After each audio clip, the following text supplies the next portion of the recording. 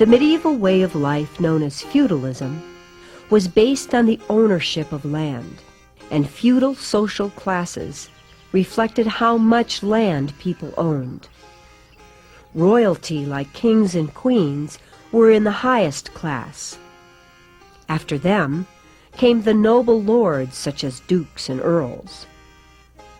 They were followed by the knights, who were followed by skilled craftsmen, who were followed by the lowly serfs who worked the land. Under the feudal system, people of lower classes showed their respect to the upper classes by serving them, and for their service they received rewards. For example, the lord of a great castle might serve his king by supplying him with knights and soldiers for a war. To show his appreciation for this service, the king might reward the lord with a gift of land, usually in the form of a manor, which was an important unit of territory in feudal society.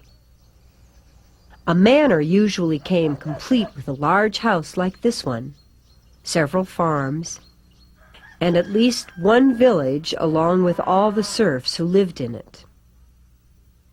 The crops grown on these lands supplied the lord with his income, and the more manors he had, the richer he became.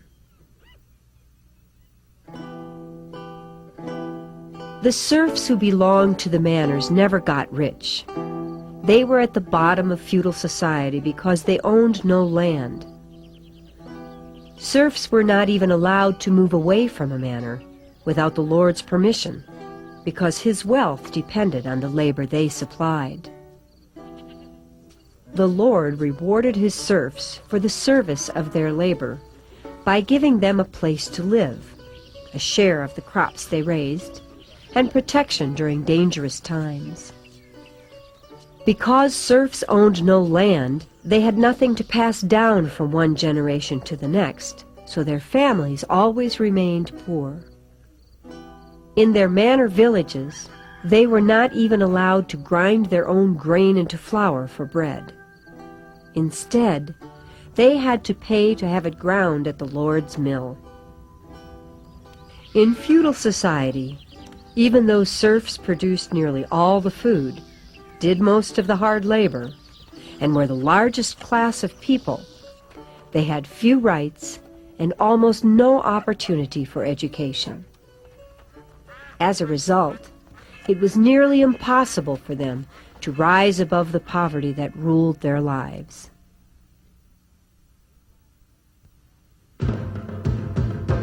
While serfs provided the labor on great feudal estates, knights were highly valued for their military skills, so there were always quite a few of them on hand at a castle. Knights were professional warriors who usually fought on horseback. They were very different from the ordinary soldiers of that time because they came from wealthy families, and they were much better trained.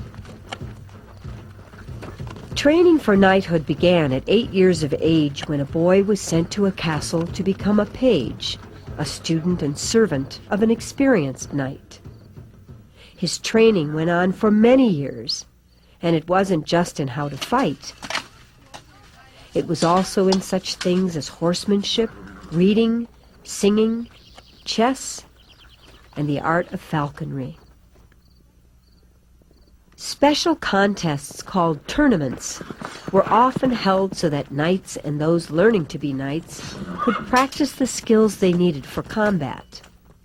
Tournaments were popular forms of entertainment in medieval times, but they were dangerous, and knights were often severely injured participating in them. Because knights came from well-to-do families and were so valued for their fighting skills, they held a very high position in feudal society, just below the noble lords. That was why, to show them respect, knights were always addressed as Sir. A noble lord would often reward a knight for his courage with the gift of manor lands and the income they provided. So on a lord's great estate, it was not uncommon to find knights living in many of the manor houses.